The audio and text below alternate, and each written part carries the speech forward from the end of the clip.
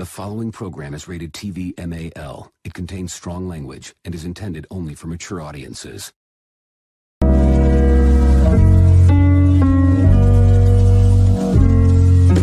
Can't stop the vision, man's got the feeling like running the marathon, and he's this close to the finish. Ain't no coaching ambition, either it's there or it ain't. But I'm somewhere near the oar, laying on the ground, counting lights after taking a loss. Might get ballet applause, not yet a superstar with thin things plastered on walls. I know that's fucking levels, but this ascension feels like a motherfucking treadmill. It stays a mental, this ambition, it's a rental. Every flame dims eventually. Niggas march you to beat 'em, I don't forget to credit me. Humble to a fault, don't get it twisted, I'm the fucking shit. Only shit y'all niggas got over me is the budget to buy all of them likes and them clicks, so get in the ring. I know for a fact, I'm knocking y'all on your ass. Your cats ain't seeing me, whether it be the pens or the pads. Don't give a fuck about the accolades that's padding your stats. Mad and ass motherfuckers can't do shit until it's garbage time. Y'all bunch of Joe Flacco's on the rhymes. I am not convincing, I am not impressing. I do not believe you when you say that you're the best. Y'all are not elite, I promise you. Got the lions, I'm the hyena. I got a scrap for whatever I eat. Y'all be the Cenas, the Hogans and the Ortons. Y'all win cause you're supposed to. I fight because I have to. It's just another job, motherfucker. But y'all don't hear me, y'all don't hear me. I'm screaming loud in both ears. I make it stereo. I make it very don't quit. Ain't in my mood, set my eyes on the title. I promise that I'm a true threat. Expect me, motherfucker. But y'all don't hear me, y'all don't hear me. I'm screaming loud in both ears. I make it stereo. I make it very don't quit. Ain't in my mood, set my eyes on the title. I promise that I'm a true threat. Pipe bomb. Nah, but y'all don't hear me though. I scream it loud in both ears. I'ma get stereo. I'ma get very don't quit. Ain't in my mood, set my eyes on the title. I promise that I'm a true threat. Expect me, motherfucker. But y'all don't hear me though. I scream it loud in both ears. I'ma get stereo. I'ma get very don't quit. Ain't in my mood, set my eyes on the title. I promise that I'm a true threat. Pipe bomb.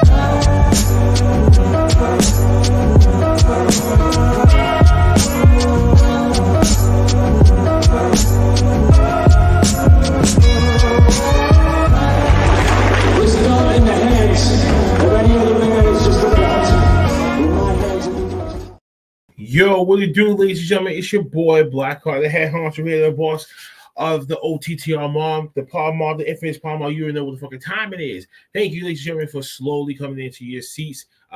We are in expeditious mode because we got one person that gotta be out here on time. So I'm gonna try to do it as quick as possible. Like, share, subscribe, leave a comment below. Be notified. Pass to see people. Let them know that we are live, actively right here, right now, son. You already know what time it is. Big shout out to the brand ambassadors. W, you already know, to get your energy, the boost energy that you guys need. Get that W energy 10% off using the coupon code OTTR Mob at W.GG. Also, don't forget the 15% off. Same thing with Dream Alive University. We are brand ambassadors. That get yourself some nice snapbacks, clothing, anything that you need from them. Get that at dreamalive.store. Also, get glitched out like me, 25% at soulace.com. Get soulace.com. 25% off that purchase as well. And don't forget to cop some of the merch. Definitely from the Bonfire store, from us last week in wrestling, from Wrestling Asylum, Black Arts Angels, Wrestling Area, the whole 9 yards. We're active everywhere. Thank you, everyone, for tuning in gracefully. Greatly appreciate all the support that we've been getting ever since the SNW announcement. But needless to say, my special guest tonight, oh man, he's been the rising star of Massachusetts thus far, but little did I know he was actually from my backyard. So hailing from East Boston, but needless to say, from Pride City himself, the prize himself, Mr. Alec Price is in the house. What's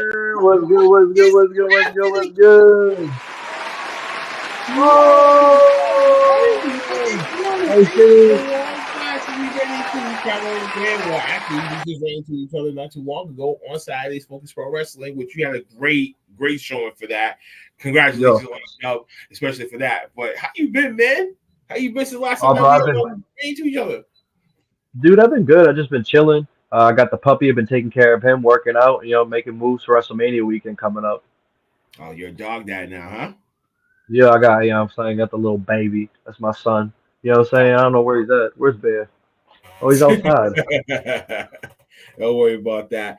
But hey, Pimpin' man, well, I've been trying to get you on the pod since I first ran into you at UFO Wrestling. I think in Everett. It was probably back like 2019, 20, I think it was. I don't know which one it was that you was out there for one of those shows, and you was facing Driving Jar, something like that. And and just the way that how you was, me and my boys, we was like, yo, he's the one that's going to be something. Everyone that came in, he's the one that like not only he got the most heat the most, but more importantly, he got over the most just by his moveset and everything like that. So I'm like, yo, that's how we gravitated to you from that day forward. So we always been trying to keep you on constant watch wherever that like you go and stuff like that. I'm like, okay, yo, that's our price right there. And this promotion doing this thing. And then we got to MLW. I was like, oh, this man's really doing his thing. So I was applauding for you. I was applauding for you from a distance, man. I was like, check him out. Him and Jay Bougie in the same ring. I was like, yo, give me that match, please. But you know how this whole thing goes. We gotta rewind back the clock. This is just like everyone has. Everyone became a wrestling fan at some point in their lives. People know I got an Undertaker tattoo on my forearm, so that distinctly tells you I've been an Undertaker fan all my life. And he's the main one that got me into dance. So to you, and that's pretty obvious. What got you into wrestling in the first place, and what was that moment? I mean, my nana was a big wrestling fan. My nana loved the Von Erichs, and like she was like the big wrestling fan of the family. So I remember like I have like memories from when I was a baby watching wrestling with her, and like when she watched wrestling, the whole neighborhood watched wrestling. So I was like, "Bring this shit up!" Like she was one of those crazy diehard fans. You know what I'm saying? But after she passed, I kind of started to fall off from wrestling. I think I was like the only person in my family that still liked it. Like my brothers, and they grew older and they didn't like it anymore. And like middle school came, I kind of fell off because I was like no one else like fucked with it. Like I was the only person that really fucked with it. I didn't know anybody else that liked it. And then I met my best friend Eddie, the white man, as he calls himself, Eddie White, and he like had all the toys and had all the games and had all the figures, and like he was like he had the same love for wrestling as I did. So like it kind of brought me back to actually giving a crap about wrestling. And then I did a year of backyard. I randomly found a backyard fed that like my dude I like did track and went to high school with was in. So I did a backyard with him, brought him in, and then I went to the Belltime Club in Wakefield, Massachusetts, under Boda and Benny Jukes. You know what I'm saying? Kowalski trained. So I got that Thunderball going through my blood, and been training. I've been wrestling for 7 years now. It's just crazy. Time flew by. You know what I'm saying? You said 7 years, right? You said 7 years. Yeah, I started when I was 18. Started in 2017. Yep, February 23rd, 2017. I walked into the Belltime Club. Because I didn't start getting into the independent scene to really like 2019-ish. Like, but UFO Wrestling, that was like my very first independent show that I went to, and that's how I ran into you and stuff like that. Then that's when I was like, holy fucking shit, like, why ain't these guys on television like that? But then that was my education to what I'm now, 5 years later, and 5 years later into this has been the deep ambiance and me in the independent scene, and to seeing the different talent that's out there and what they're doing is just we are in a renaissance of wrestling right now. Wrestling is cool again. So I definitely appreciate the people that I ran into, that I'm close friends with now, that I have some type of association with, including you. You know what I'm saying? Like, as much as I was jeering you and shit like that, by my that motherfucker, he got something to his aura, and then people's going to want to fuck with him. And as you see, 7 years of this, people's fucking with you everywhere. People's fucking with you everywhere that you go. Yeah, no, it's kind of crazy when I go across like the country with GCW, or even just going to like AIW in Ohio or anywhere that I go, and like I have fans. Like I was in AIW 2 weekends ago before I went to Detroit for GCW, and they had like 730 fans there, and all of them were cheering. So it's pretty wild how I went from like a hole in the wall school where no one made it out of to like taking over the New England area to now starting to take over the independent scene and like you know what I'm saying, the whole of wrestling. Like I wrestled, like it's wild, bro. I never expected to do any of this. You know what I'm saying? I never even thought I was gonna make it out of East Boston. I think because no one ever really even made it out of East Boston. They all just stayed there. It's the same like circle where you grow up and then you stay in the same house and then your parents pass on, so then you get the house and then you know what I'm saying? It's so I decided to break that circle and break that curse, and now it's like it's Yeah, wild how much like hard work and you know what I'm saying. That's what I yeah. put into this. And speaking of East Boston, we gotta go back to this because Yeah, little did I did not know that because I'm from South Boston. I grew up in Southie, and you grew up in Eastie. yeah. So our And two my family's upbringings from Southie is too. it's sort of similar to each other's, but it's just a weird different societal context. I'm guessing. So like for me, I don't know if you ever came down for the St. Patty's Day parades over the years and Yeah, stuff like that. Like, you know what yeah. I'm saying? So You'll we, probably see me out there in the crowd with my boys. You're probably going to be somewhere else amongst that chaos. And yeah, little did we know, oh, wait a minute, we know that dude over there. We know that guy over there. Oh, that's why he was right over there. No shit. So it's just basically you growing up in Boston because of and you know in logical terms, you're a Bostonian. You know what I'm yes, saying? sir. What was it like? What was it like for you? What was your perspective of growing up in Boston compared to mine's? We could be here back and forth for days, and we could have we have one of those To be honest, it was um great because like I didn't mean to cut you off, but like Boston was great to live in. Like it's a melting pot borough, especially where EC is. Like my family is originally from Southeast, so we lived on West Second Street between C and D yeah. Street Park. Yeah, Yeah, and oh every yeah, year, I was right. Yeah, I was right. Yeah, I was right. I was right off of B Street, right at the beginning of the projects. I was right oh over there. shit, yeah, yeah. And then my aunt and my cousin, they still live in Old Colony. No So like shit. my family, yeah, my family D from Southie, and then we moved to Eastie after we moved out of our nanas. But we used to go to the St. Patty's Day parade, like right where Liberty Bell roast beef is. Yep, that used to be my curve right across the street, like directly right across the Yup. street. So Every that year was we were dope. there. Big shout outs to Liberty Bell when you guys were Come up, when on, you guys Liberty were Bell, out dog. back in the day. For some of you guys that do not know what the fuck Liberty Bell was, you were not from Southie. That's all I'm gonna say. Yo, For the that's record, all it is. Yo, you can't 100%. be If a you don't know Boston, Rondos, Landos, You get claimed from Southie or if you do Liberty not know Bell, what Liberty Bell was. But big you know shout what out to I'm saying? Rondos. The Rondos is still standing to this very day. Big shout out to Rondos. But nah, I love living in Eastie. It was a melting pot borough. Everyone was there. I met everyone of all cultures, all ethnicities. It didn't matter who you are. Like, and there was never no bullshit. Mm-hmm. Most of the time, it was just if you were real or not. Like, if you were a real person, you fake, and like that's all Right, that really mattered.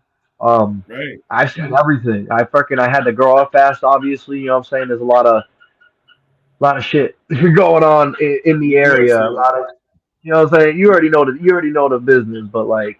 you don't gotta Um, tell me twice. yeah, you already know though. You know You what I'm don't gotta saying? tell It's, me it's twice at all. you know what I'm saying? Like you already know. You Oh, already know. You get down, but I yo, loved it because it showed me. back in the day, I mean, just to think about that time frame back in the day, that had been crazy for us growing up in that Yeah, environment. And then for you going the way that you're going with your wrestling career, me going what the hell I'm going with this podcasting, and now yeah, the independent wrestling business itself. Shout out to SNW. yes, sir. That whole thing right there is like two circles is finally coming together. What out of what, as you said earlier, people didn't think that we was ever really going to make it out of our Yeah, neighborhoods. We was going to be stagnant right there and there, doing what everyone else does. But we broke the mold for others to hmm be like, "No, you can use your skill and your talent and and your love and for your hobby or whatever that brought you here, that got you here. It's gonna be what's gonna get you out. yeah, You know what I'm saying? So use 100%. this. Use your you know what I'm saying. Use your head to be like, yo, it's you before anyone the fuck else. Dude, it's kind of crazy because like I felt like I was lost before I found wrestling. Like I did every sport that I can get my hands on. Like I had ADHD, so I was active. I was doing football, I was doing track, I was doing indoor track, I was doing soccer, I was doing baseball. Like I did hockey, I did everything. And everything I was kind of good at, but never really was like something where I was like, you know what I'm saying? I didn't play basketball, and I was good at basketball, but I never really like felt like it was mine. But the minute that I stepped into a ring, it was like I just felt like this is it. this is what God put me on this earth to do. This is what I was here. Like this is my Mhm. journey. This is what I need to do. Like it was kind of just it was like an eye opening experience. It was wild. And like that's why I stick with it. Like every other sport I played, I end up falling off because I was like, I don't want to do this no more. Wrestling, I don't want to do that. I want to do this for the rest of my life. You know what I'm saying? And Nah, I it's definitely feel wild you. how like 10 years is almost here. You know what I'm saying? Like I'm at 7 years, so 3 more years, I'm at 10 years, I'm at a decade of wrestling. It's just wild to me.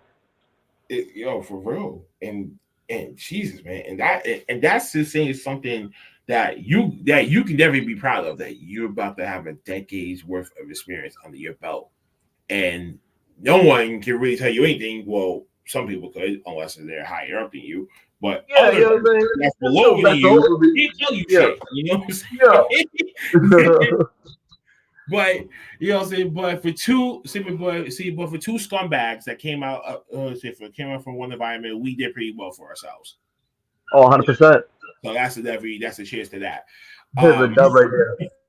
You know what I'm um, saying? so fast forward, so let's just fast forward the clock. We are in our teenage years, probably somewhere near where we're about to be graduating high school and shit like that. That's where our real life decision making got to come into play. What we're gonna do as far as this is concerned. What was yours like? Yeah. And what you know, and when did you say to yourself, okay, fuck everything else. I'm just gonna be 100% in wrestling, and here's the path that I gotta go. So that was so like sophomore year, I did was it sophomore? Yeah, sophomore year I did the backyard, and then after sophomore year it was junior, and I kind of started to not like I was doing track, but I was like falling off from all my sports, and I Mm-hmm. was really good at shit. I just kind of just like wasn't into it, and then I got hurt, and then a lot of like family stuff happened, so I kind of like the summer going into junior year, I started working at Dunkin' Donuts full time. I was paying rent. I started to do wrestling training at February in 2017. So like that year, I was starting to do stuff, starting to make moves, and like I Mm-hmm. at that point, I started not going to school a lot. I started not doing a lot of stuff. My mom was like, "All right, well, you got two choices. You either got to get a full time job, which I had one, or you're going to school." So I said, "Fuck it, I'm just gonna work." And I already had wrestling at that point for so like the next year. I didn't like sign the papers. I didn't drop out. I just stopped going. So like the next year after that, I went. I didn't. I just wrestled and worked, and then I started doing trash for my dad with my dad's company. I was a trash man for 2 years. I was doing in the back of the trash truck. I did trash in like Braintree, Quincy, Milton, Okay, so Roxbury. yeah, so using the waste management company, but but like, I don't know but I don't know what exactly like the company that it was, but they're still active, Sunrise and still Capital. citywide Yeah, waste management company and dumping right there and and picking up trash. No, yeah. matter of fact, So I did yeah, matter of fact, the company I think I changed the with capital space. Capital. Yep. Yeah, I used to work. I did like I was a quick temp, so I wasn't a union worker. I was a dude that like the none of the shakers, which was like the dude on the back of the trash truck, were union. So like we all were like quick temps. They would get us through the temp agency, and we would just work. So I was doing that for 2 years, and then I decided to go back. My school just started a FACS program, which is like not a work release program, but it's for kids that like got good grades but just don't show up to school. So we'd go like Monday through Thursday, and then we go Monday through Thursday. Um, and then if we didn't went all like 12 to 8 or 8 to 12, and then if we went all 4 days, we wouldn't go to Friday and all that bullshit. And then I Mm-hmm. tried to go back one year, didn't make it, and then like I like was like fuck it, I gotta go do this. And then I went back and I got my diploma. So now I got my high school diploma, and like it's more been like the past couple of years have more been me maturing as a man and as a person and as a wrestler because I feel like for me to really get better at wrestling, I have to mature in my own like life. You know what I'm saying? Like Yeah. because like wrestling mirrors life. It's the same. Like if I'm gonna be better at wrestling, I have to mature and like I had to do shit, and like that kind of like felt like a weight coming off my chest. And that's when I feel like I was really able to give my 100% into wrestling and not really think about anything else because at that point it was like I'm good. You know what I'm saying? There's nothing really holding me back from doing what I want to do now. Like I don't like I'm not and like all the stuff that I went through with like like, family members passing and homeboys, losing their lives, and it was hard, but um, it took time and progression, and like after me doing a lot of steps, now I'm Gucci, and like wrestling saved me from a lot of the bullshit that I was dealing with, a lot of the hate and just a lot of negativity that was in my life that I was allowing to take my energy out of my life. You know what I'm saying?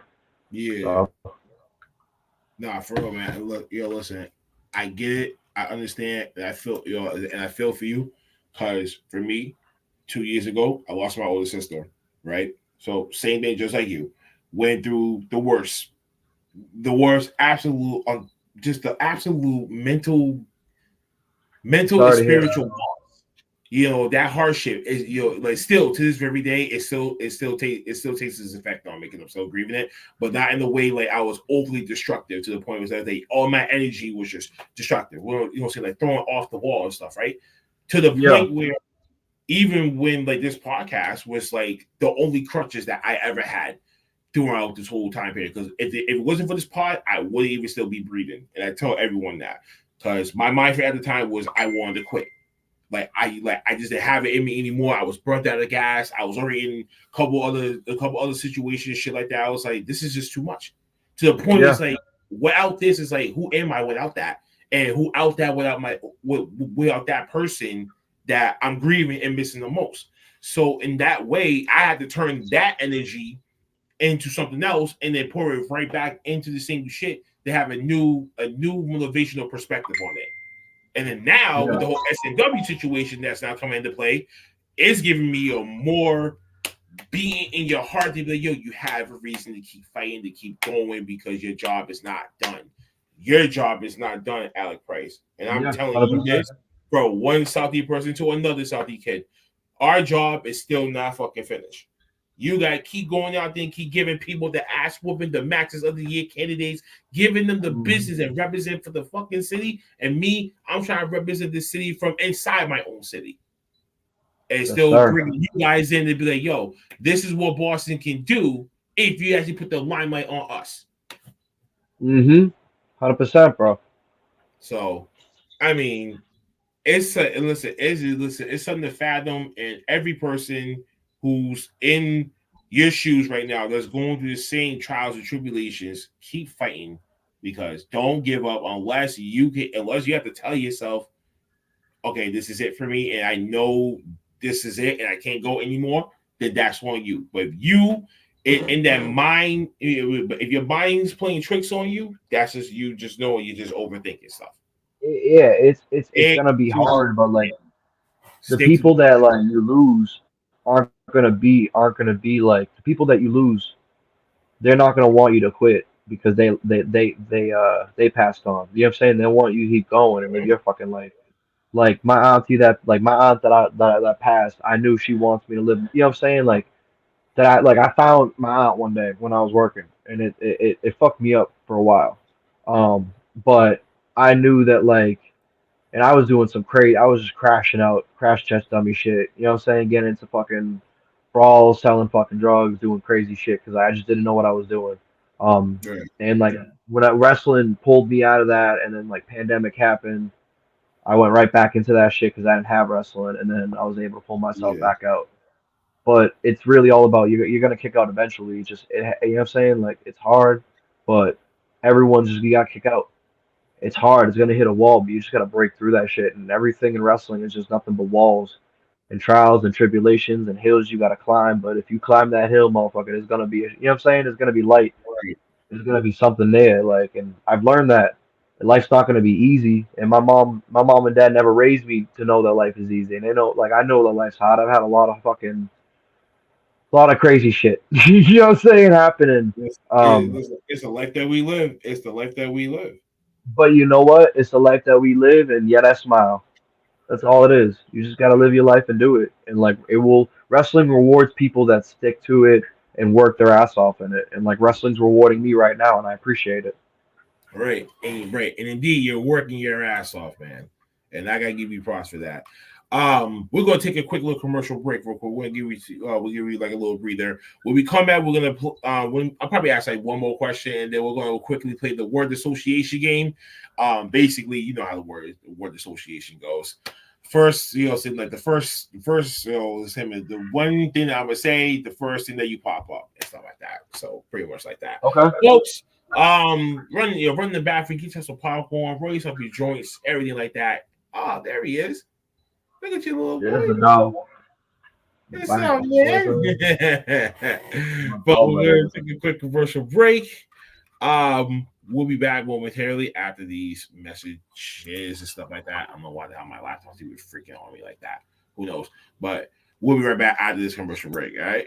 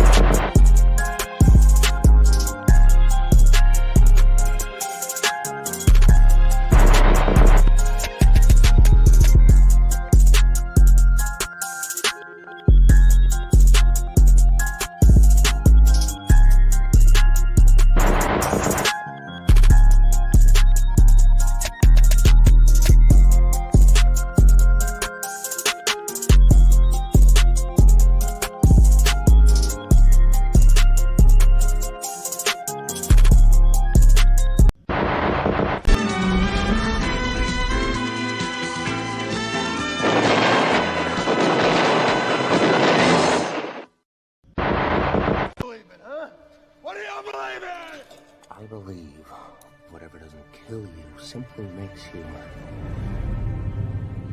a stranger.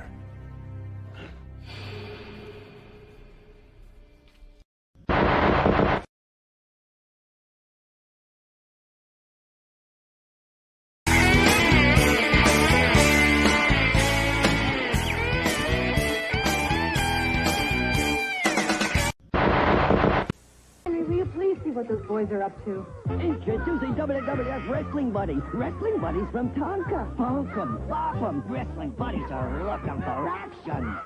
Hey, fellas, what's going on? Nothing, Dad. Who do you think you are? Dad, Hulk Hogan. Wrestling Buddies want to be your buddy. Henry, what's going on up there? Nothing, dear. WWF Wrestling Buddies, new from Tonka. Each sold separately. When you have nausea, hypertension, Whoa, doggy, down, doggy. A half dozen dogs, hot dogging, doing the dog double time. So what dog thinks Rick Steiner wear on his dog? Rude, shoot for your feet. Look, let's be honest. Where do most of the other wrestling hotlines get their news? From the Wrestling Fans Hotline, and so can you. All you've got to do is call every day, 1-900-230-1133. You'll hear the most up-to-date news on the world of wrestling possible. And not only that, it is the only hotline that allows you, the fan, to participate. Call from a touch-tone phone, and you can leave a message for your favorite wrestler. That's right. Talk back to the wrestlers right here on the Wrestling Fans Hotline. Every Monday night, it's the Wrestling Newswire with Joe Pedicino. On Tuesday night, go behind the scenes with the Locker Room Confidential and Bonnie Blackstone. On Wednesday, you get to vote on Wrestling Point Counterpoint with Rich Mancuso. On Thursday night, it's the Rumble Seat starring Tony Rumble. Friday night, you'll hear the lighter side of the ring with Adam Smash. On Saturday, it's Pro Wrestling Illustrated's Bill After and the PWI Report. And on Sunday, hear yourself on Voice of the Fans. It's $2 a minute, and kids, make sure your parents know you're calling. Find out what's going on in the world of wrestling on the Wrestling Fans Hotline.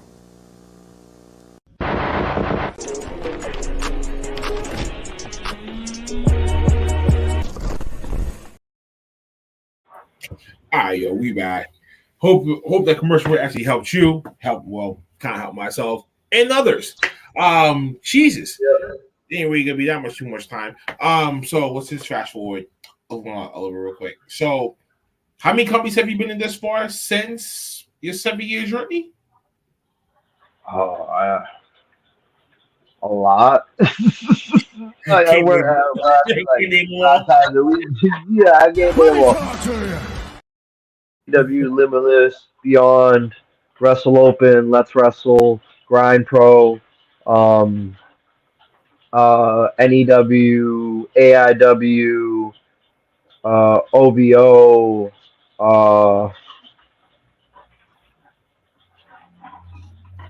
Premier Wrestling. I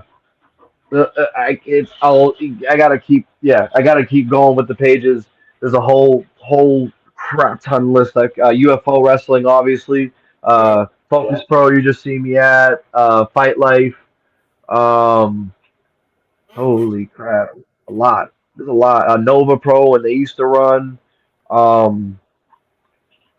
Yeah, I worked for. I gotta check my cage match, but I've worked for a lot of places. There was like I remember like 2022 to 2023. Even the Seth Rollins. Yeah. No, I gotta check my cage. But there's a whole shit ton of places I gotta check.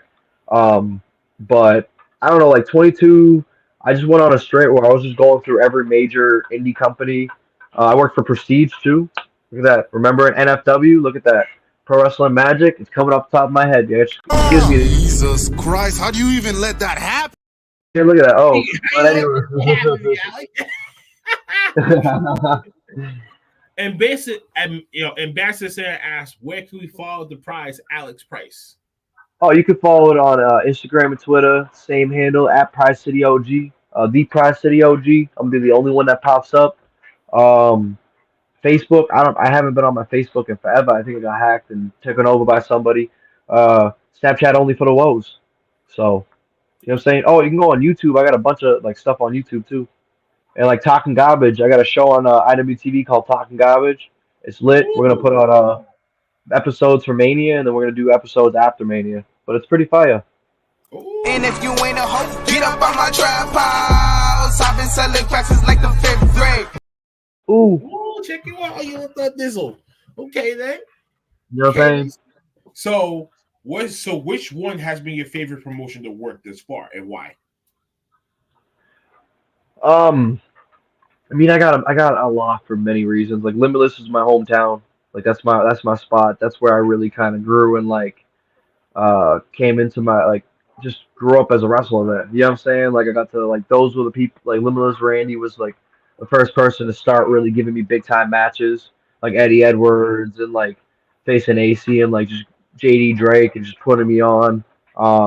Then like Drew, obviously, like I love working for Beyond because like Drew put me on with like, you know, giving me kind of like a spotlight to other independent fans that like probably had not seen me at that time. Like that's how I got like into JCW and shit was because they see me at Beyond and they see me on like Pro Wrestling Magic and all that stuff.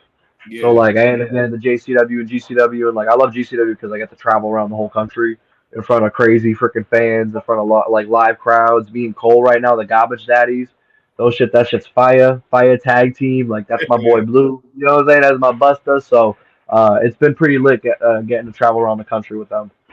So probably GCW maybe right now. That's crazy. That's crazy.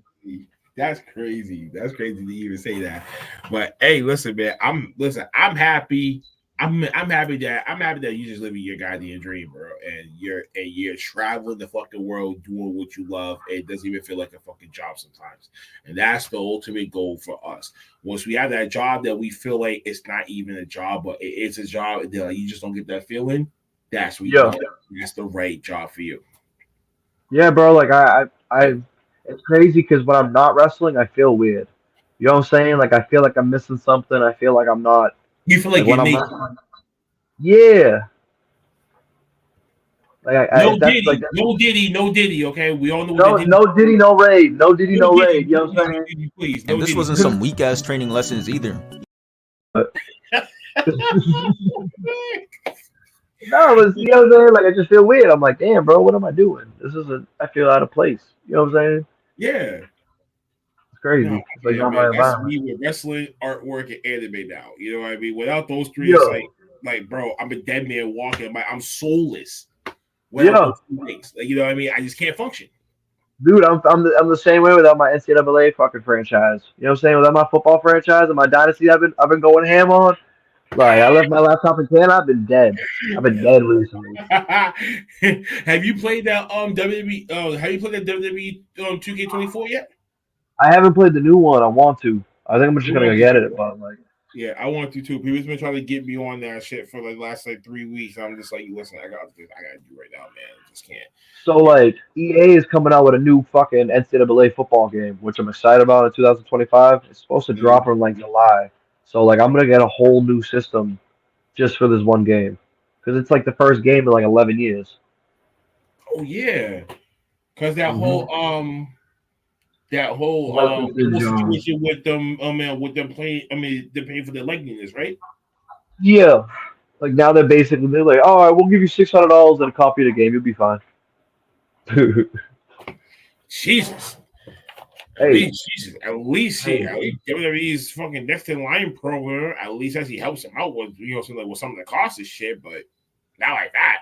Only punk ass $600 for college students. You know how much yeah, fucking but time? the thing is, you think about it, bro. That's like $7 million total But up. They you're got a making hundred a video in, game already as is. huh? I said you're making about maybe like a cool 5 mil off the video game when it does release. Past the time for Yeah, like 3 month grace period and shit like that until we start losing its momentum. You can make 5 mil off that easy, but yeah, you can't pay the athletes like straight out dude, like the a athletes are already making millions of dollars off a scholarship, and it's like it's not like they're forcing them to be in the game. They opt to be in the game. So it's like when you deal with like when Wrestling Open first started, people had a problem with it, because they were like, oh, you're only getting paid this. It's like no, when we started to do Wrestling Open, it was told to everyone that right now pay not be, may not be good, but everyone's getting the same pay. You don't have to do this. I'm not going to force you. There's no heat if you don't want to do it. It's totally up to you. And everyone was okay with it. Now Wrestling Open has grown, the crowds have grown, and the pay has grown. But right. it's the same thing with this. This is the first game in 10 years.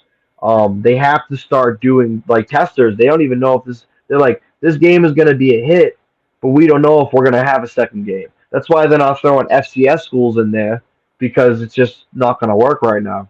Like, you know what I'm saying? Like, if it gets a second game, they're like, hell yeah, we'll do fucking FCS schools and get all the subdivision and Harvard and Yale and all them. But like right now, let's just worry about getting as many Division 1 FBS schools as we can, all the new schools, everything. Get this game perfect. Get all the modes that were already fantastic in the older games, but get them even better now. Let's focus on there. Let's focus on making a little bit. You know what I'm saying? Like, I Mm-hmm. feel like I don't know, pay the players, but like the players get to opt in. And like when the game grows next year, when there's more money and more schools coming in, there's gonna be Mm-hmm. more money for the players. But like you gotta start somewhere. You gotta think of the whole instead of thinking of small potatoes, you gotta think of the whole farm. Yeah, you think about the whole salad, not just the tomatoes. Yeah, think of the whole farm. Yeah, I get it. No, no, listen, because I mean, I don't want to. I mean, I don't want to dive into that because I don't know nothing about when it comes to the college situation and shit like that. I think when it comes to the players, they should be able to get a surplus on top of their tuition package, unless you that for like whatever star athletes, whatever like that should get an Yeah, they do accommodation that. package when they arrive. So at least they know they can be straight for that 1 year, keeps going to 4 years. But if they end up leaving to go and claim himself in the draft, that's fine. You know what I mean? Like that could. I'm like, I mean, but it depending on like the school. That's why they have the players union too, like the NAL. Or is it really going to be something that we can afford to keep doing for every star player that we have? That means if you do it for one, you got to do it for all the others. Because how many other schools have different basketball, football, tennis programs, polo programs? All Yeah, but these they ain't doing it. They ain't doing it for tennis programs. They ain't doing it for polo programs. They're doing it for football programs. What money? What school? What sports draw money? Football draws money. These football and players are basketball. now getting these players not only are getting scholarships towards schools, but they're getting paid a couple mil to play college ball in Division One. Where if you look at any of the subdivisions or anyone that's D3, D2, the difference between is the scholarships and they're not getting paid. It's fucked up that the lower divisions aren't getting paid on it, but you're already getting paid a couple mil. You're getting paid more than Tebow, RG3, anybody that was a player that got drafted was making. Like, none of them were making money. They all got incentives, obviously. Like, there's been freaking campuses and freaking programs called out for, like, doing incentives. That's the whole, like, SMU. The whole SMU thing was, like, back in the day, they were starting to become good because they were doing the same thing that the bigger Texas schools were doing. By bribe, yo, you want this car? All right, here's his car. Sign with SMU. Come be a Mustang. You know what I'm saying? Oh, your mama need a house? We'll buy your mama a house. But every other organization was doing the same thing. Now it's just legal. Now they're just paying the players instead of doing that with booster clubs and stuff like that. I get it. Temptation could be a big thing. Tampering charges can come into play, so that's why I think I had to put a stop to all that stuff. And shit, I would have been like, "Hey, you really want me to come to your school for 4 straight years? 4 straight years?" I'll probably say, "Yeah, give me a car, make sure that my mom's taken care of, and you know, and I'm your disciple forever." I'll play the role to the T very fucking well. But it was like these lesser schools. You probably wouldn't even want to do it because you ain't gonna get noticed. Well, also now, especially with the transfer portal, back in the day, players couldn't transfer out. So, like, if you transfer out of the now, how did that transfer portal work? You know, because I never really understood how a student can transfer from one school to another. How does that necessarily work? Because won't their financial aid be affected by that, or is it like a contract that has to be switched? Like, how does that work? So, the transfer portal, like, it's very new, and a lot of the rules can definitely be changed. Like, I don't think like players should be able to enter the transfer portal until like bowl season's over. Like, I think that the whole year should be over before, because like this year, a shit ton of players transferred out in the transfer portal before the bowls were even happening, and then you had teams that were really good throughout the year not even playing in bowls. You know what I'm saying? Or like they had all their like freshmen and sophomores playing, and that's like really I don't know. I just think it's stupid. Like, but like basically freshman to sophomore year, you have the ability to enter the transfer portal and basically become a free agent. It's like their free agency, and then any team could offer you a contract. Like Texas could be like, we're gonna pick up this player from the transfer portal, and this player is worth like three. I'm saying like signing him to Texas for like this is his scholarship. He's gonna get $3 million. Da, da, da. You know what I'm saying? But they only have from I believe freshman and sophomore year to transfer out. Past junior year, they're not allowed. Military schools aren't allowed to do the transfer portal, I believe. So like once if you're at Army, Navy, or Air Force, like you're there for all 4 years. So like that's one of the issues that they're trying to fix right now. I don't think that this should be able to freaking transfer out before bowl season's over because that affects the playoffs and everything. Um, but yeah, basically, like back in the day, you couldn't transfer out, and if you did, you were like basically like sidelined and you were redshirt for a year. Right. So like if I went to like if I'm on Akron and Ohio State wants me, I transfer to Ohio State. I'm gonna be gone. I can't play for a whole year, and then I'll be able to play next year. The following year, then that's when you'd be eligible to play. Now these motherfuckers can transfer out and then play the same year. So a lot of players are going to smaller schools. They're trying to tweak it around like it's like the real NFL where if you get transferred, you can just go play right the fuck away. You don't have to wait no grace period to say, okay, like you know what I'm saying, like that type of sort. I mean, like I never really understood it at first. I just think once you go to that one college, you should be able to just stick to that within 3 to 4 years. Oh, I agree. At least they should be able to declare, hey, you're not eligible for any calling of the draft until your junior/senior years. Those when you can say, okay, I rather declare for myself for whatever draft. So at least don't expect that person to come back the next season. So after that current season, they're done. Yeah. You know, usually they'll usually wait till after the tournament is done, and then they'll make their decision about whether they're gonna come back next year or not. Yeah, 100%. It's weird, and like because a lot of players that were like starters dipped. Texas, like I feel like that's why the Longhorns didn't really do well in like the playoffs this year because like their starter is very injury prone, and then their backup went right into the transfer portal. But what a lot of players are doing is say if they don't get to Texas, like they don't get to these massive, yeah, be quiet, fish out of boca. They don't get to these massive schools off the rip. You know what I'm saying? They'll go to smaller conferences, do really well, and then transfer to bigger schools. That's cool, man. Well, damn.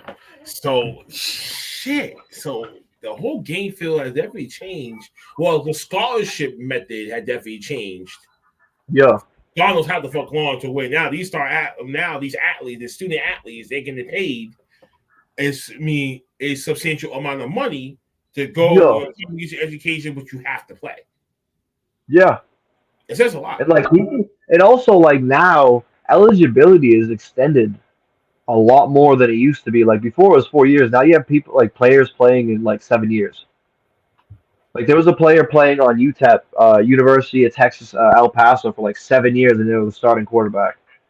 Like players are playing for like 7, 8 years now because they extended like the eligibility and how old you can really be and all that. It's weird. Wait a minute, time out. Because unless if you are kept back for a couple of years, like you fucked up a couple of years of credits and shit like that, that I can understand. Or like But doctorate or something like that. eligibility right after your senior year to keep going, that seems fetched right there. It's just seems you're already like a grown ass man playing in the you're a grown ass man in college. College league, shit like that, where you should already be in the pros. That's where you have to go. You know, if you're out there, your senior year, it's like you gotta go. They're still going to college. Like I don't know if they're still making them go to college or whatever. Like if they change like things, you know what I'm saying? Because I know like your doctorate, you go to school for like 8 years, but they're not getting their doctorates at any of these fucking colleges. They're just going there to play football. So are they changing their majors and their minors every year? Like, is that like something they have to do? I don't know. It's weird though. But you have people playing like college ball for 7 years. It's wild. Like, why just go to the NFL, go to the CFL, or just you know what I'm saying? Like, you're a grown man, bro. You're almost 30. Yo, you think about it. Yo, that's crazy to even just to hear that. I'm like, bro, get your old ass out of this fucking university and get your adult life going. Get out of here. Yo, that's insane. Oh man. Just one more thing. One more thing. What the fuck was it? Oh, NBA playoffs is coming. It's coming right around the corner, literally in 14 days. So you already know our Celtics is number one, but we got a flaw. Fourth quarters is not our fucking thing.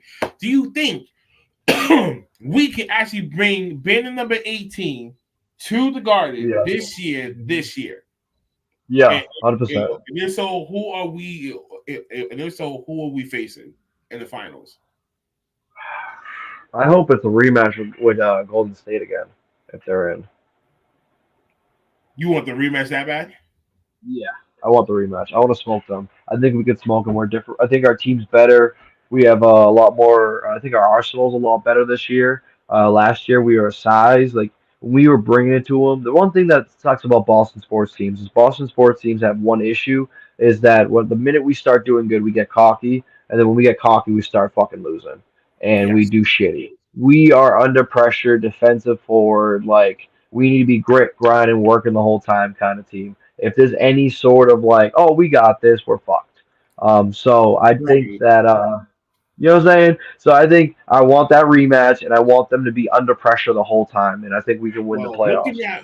Looking at the whole playing scenario, it looks like Golden State might still have a chance in the play-in, but it doesn't look like it. It's gonna. Yeah, I mean none of us are good though. It's gonna look like it's gonna be us versus Denver, or it could be us versus someone else. I mean, I'll take us versus Denver. It's just like Jokic is fucking crazy. Who the hell do we got to lock down? You know what I'm saying? Like, who do we got to lock him down? Really, like we got size, but like he's big. During a fucking Taco Bell commercial, and he should reign the MVP right now. That should say something right there. But that should say that. You know what I'm saying? But I mean, if we do end up facing Denver, it has to go to 7 games. It has to go to all fucking 7 just for that series alone. But if we face anyone else, try to get them done within 5 or 6 games. You might never know. But never know what the hell that can happen in the playoffs. All of them, these injuries, these weird ass calls and shit like that, bro. They have a referee problem in the NBA, so you might never know what can happen in one of these games that can be detrimental and shit. It's always us because they don't want us on top anymore. Like if you think about it, like Oh, and the Celtics, Bruins too. Matter of fact, because yeah, and my Bruins are doing good too. you had your Bruins jersey on. I was like, oh yeah, I forgot about that. You'll say he's a hockey dude.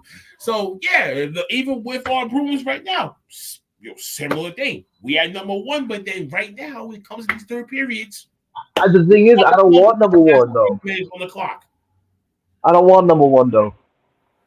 I don't want number one. No President's Trophy for the Bruins. That's where we fucked up last year. Okay, there's a curse on that motherfucker. All of a sudden, we got smacked in the first round. Yeah, that's the President's Trophy curse. So anybody that's won there's only been 7 teams that's won the first place President's Trophy. Like so, number one, like win the league. That's President's Trophy, right?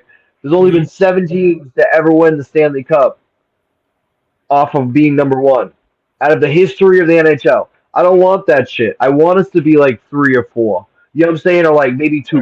Like give us 2, 3. I'm good because then we'll actually be Gucci. One has too much pressure, and then we go into the playoffs. The high expectation is for you to basically clobber everyone and just go straight to the finals. Like there should be no reason why that team should lose. I don't know. It's weird, bro. I can't explain it. They either lose in the first round. The universe works in a fucking mysterious way. It's like they never go past the first round. I feel like Boston. Yeah, like Boston, like the 2 years ago when they were supposed to go and they lost to Panthers. Last year, they were the first team to 60 wins, the first team the fastest to 60 wins in the NHL history. Like set record season, crazy shit, and then we lose to the Panthers. And now the Panthers are on top.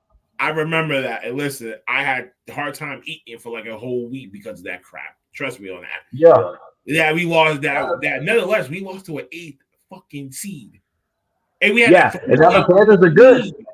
And we had a 3 and we couldn't beat them in that fucking 2 last fucking games. I'll say, well, I'm like, listen, no, this is game over for him. Like, there's no way. It was crazy, bro. If it takes you all up the game 7 just to win 1 first round victory, forget it. There's no way. There's no way. You got to knock them out within 5, or you're gonna be in trouble. But that's also why I like hockey more than any other sports because like hockey's one of the most unpredictable sports there is. Last place team could be on top the next year or even that year. On the other night, what was that jersey? Which play was you wearing? We went into the ring on Saturday. Saturday, I had the Bruins jersey. You had on a Bruins jersey. Yeah, my jersey. Oh, your jersey. Price 98.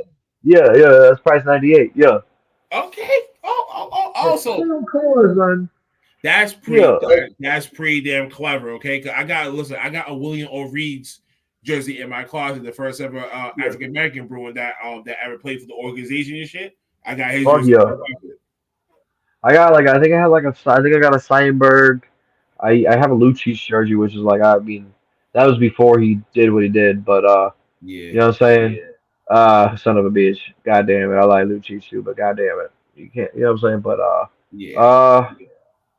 and other than that, like I got like Worcester jerseys, I got a bunch of Ice Cat jerseys, a bunch of Railers jerseys. I'm gonna get a Worcester Shark jersey. Probably get a Providence Bruins jersey. Just go ham with it. I want to get like every jersey in the NHL, but like the Canadians and the Flyers and the Leafs. Those are like the 3 teams I'm not gonna own.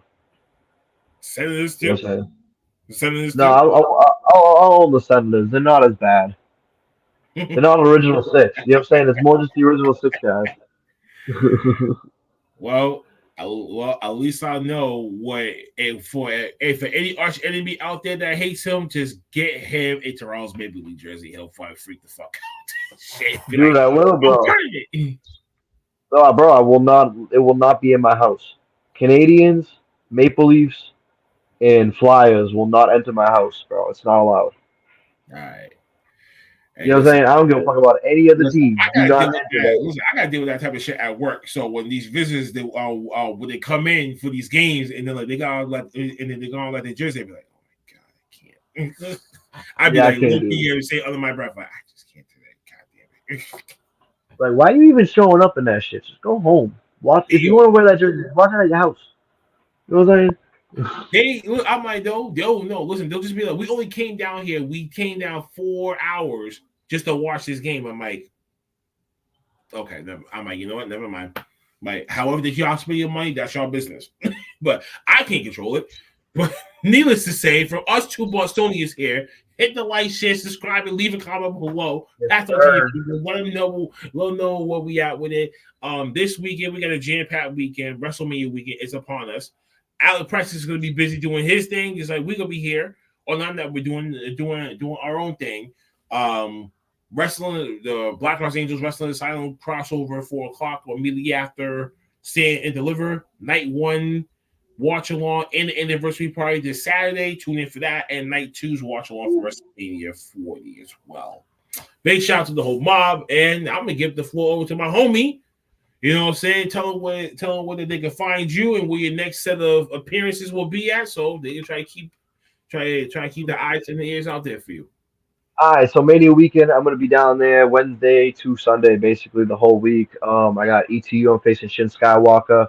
I got a lot of other dates that I don't think have been announced yet. I know a couple GCW ones. I know a charity show, so stay tuned for all that. Go to Twitter at Pride City OG, Instagram at Pride City OG. I got shirts up on Pro Wrestling Tees. I don't really post on there, but I'm gonna post more shirts.